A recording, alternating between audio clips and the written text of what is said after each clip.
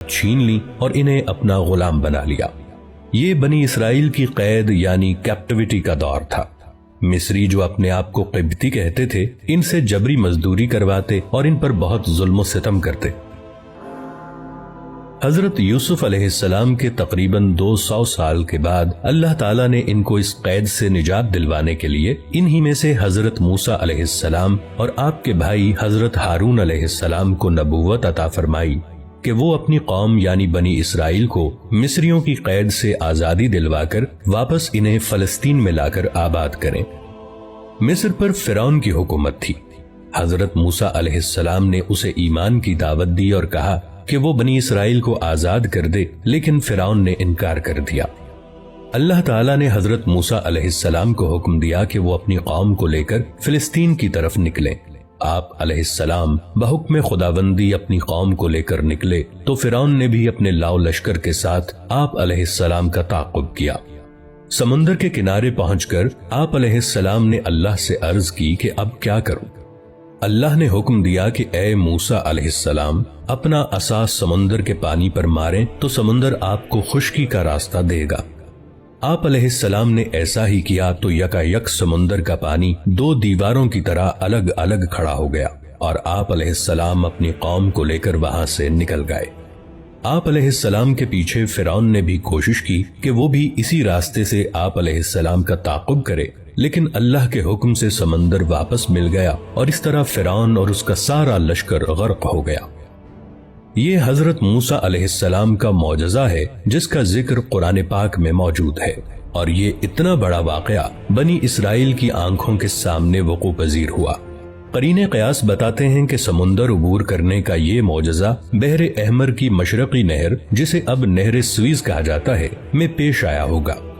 سمندر کے اس پار صحرائے سینا اور اسی صحرا کے ایک کونے میں کوہ طور ہے، جہاں اللہ تعالیٰ نے آپ علیہ السلام کو رسالت و کتاب سے نوازا۔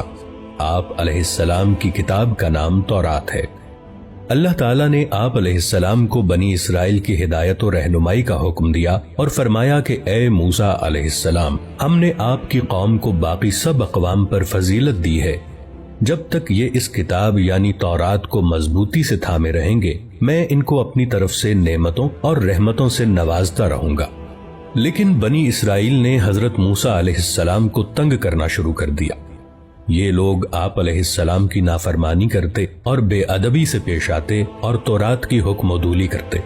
حضرت موسیٰ علیہ السلام ان سے بہت ناراض رہنے لگے، لیکن ان کی تمام شرارتوں کے باوجود اللہ نے ان کو بہت سے انعامات سے نوازا۔ ان کے لیے آسمان سے من و سلوہ کی شکل میں طعام یعنی کھانا نازل کیا اور دھوپ سے بچنے کو بادل کا سایہ عطا فرمایا۔ پینے کو پانی کے 12 چشمے عطا فرمائے کہ کسی طور یہ لوگ نیکی کی روش پر قائم رہیں۔ لیکن نعمتوں اور انعامات کی اس فراوانی سے یہ اور زیادہ باغی اور سرکش ہو گئے۔ پھر حضرت موسیٰ علیہ السلام اور حضرت ہارون علیہ السلام کا انتقال ہو گیا، لیکن اللہ تعالیٰ نے بنی اسرائیل کی ہدایت اور فلاح کا دروازہ بند نہیں کیا، بلکہ ان کے اندر عظیم المرتبت انبیاء کو مبعوث فرمایا، جیسے کہ حضرت داؤد علیہ السلام اور ان کے بیٹے حضرت سلیمان علیہ السلام۔ ان دونوں حضرات کو اللہ تعالیٰ نے عظیم الشان بادشاہت عطا فرمائی کہ تمام جن، چرند، پرند اور ہوائیں ان کے حکم کے تابع کر دی گئی تھیں، اور حضرت داؤد علیہ السلام جب اللہ کی حمد بیان کرتے تو حجر و شجر اور حیوانات حمد باری تعالیٰ پر وجد میں آ جاتے۔ یہ بات بھی قرآن مجید میں بیان کی گئی ہے۔ یہ تقریباً 1400 سال کا دور ہے۔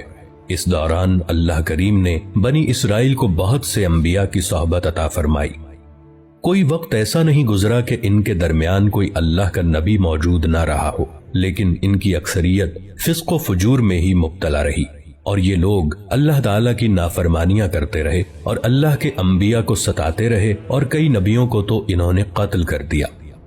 اللہ تعالیٰ نے ان کے ان بڑے بڑے گناہوں کی وجہ سے ان پر وقتاً فوقتاً عذاب بھی بھیجا، لیکن یہ لوگ سدھر کے نہ دیے۔ جدید تاریخ کی اصطلاح میں اس دور کو دور قبل از مسیح کہا جاتا ہے، اور اسے انگلش میں BC سے لکھا جاتا ہے، یعنی بیفور کرائسٹ، اور اب اور بھی جدید اصطلاح میں اسے CEB کہتے ہیں، یعنی کامن ایرا۔ اللہ تعالیٰ نے بنی اسرائیل پر اپنی آخری حجت قائم کرنے کے لیے حضرت عیسیٰ علیہ السلام اور حضرت یحییٰ علیہ السلام کو ان کی طرف واضح نشانیاں دے کر بھیجا۔ حضرت عیسیٰ علیہ السلام حضرت مریم علیہ السلام کے بیٹے تھے، جنہیں اللہ نے معجزانہ طور پر بغیر باپ کے پیدا کیا اور بہت سے معجزات عطا فرمائے، اور آپ علیہ السلام کے ہم اثر حضرت یحییٰ علیہ السلام بھی معجزانہ طریقے سے حضرت زکریا علیہ السلام کے ہاں پیدا ہوئے، جبکہ حضرت زکریا علیہ السلام اور آپ کی بیوی دونوں بہت ضعیف ہو چکے تھے۔ حضرت عیسیٰ علیہ السلام رسول اور حضرت یحییٰ علیہ السلام نبی تھے۔ بقول عیسائی مورخین کے حضرت عیسیٰ علیہ السلام کی ولادت کے دن سے سن عیسوی کا آغاز ہوا، جو کہ اس وقت 2022 چل رہا ہے، یعنی حضرت عیسیٰ علیہ السلام کو پیدا ہوئے 2022 برس ہو چکے ہیں۔ یہاں سے بنی اسرائیل دو قوموں میں تقسیم ہو گئے۔ جو لوگ حضرت عیسیٰ علیہ السلام پر ایمان لائے وہ اپنے آپ کو عیسائی کہنے لگے، اور جو لوگ حضرت عیسیٰ علیہ السلام پر ایمان نہیں لائے وہ یہود ہی رہے۔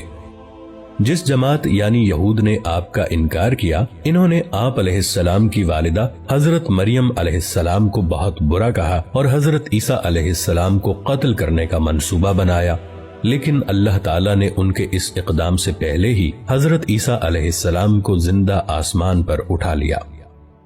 حضرت عیسیٰ علیہ السلام کے آسمان پر اٹھائے جانے کے تقریباً 250 سال کے بعد اصحاب کہف کا مشہور واقعہ پیش آیا۔ یہ لوگ امیر و کبیر گھرانوں کے کچھ نوجوان تھے۔ یہ حضرت عیسیٰ علیہ السلام کے دین پر ایمان لے آئے تو وقت کی حکومت اور جو لوگ حضرت عیسیٰ علیہ السلام پر ایمان نہیں لائے تھے یعنی یہود نے ان پر تشدد کرنا چاہا، لیکن یہ لوگ شہر سے فرار ہو کر باہر جنگل میں ایک غار میں چھپ گئے۔ اس غار میں اللہ تعالیٰ نے ان پر نیند طاری کر دی اور یہ اس غار میں کئی سال تک سوتے رہے۔ اس کا پورا ذکر قرآن مجید کی سورہ کہف میں موجود ہے۔ They are known as 7 sleepers in the books of Christianity۔ حضرت عیسیٰ علیہ السلام کے آسمان پر چلے جانے کے بعد 571 عیسوی میں اللہ کریم نے حضور صلی اللہ علیہ وآلہ وسلم کو انسانوں پر اتمام حجت کے لیے بھیجا۔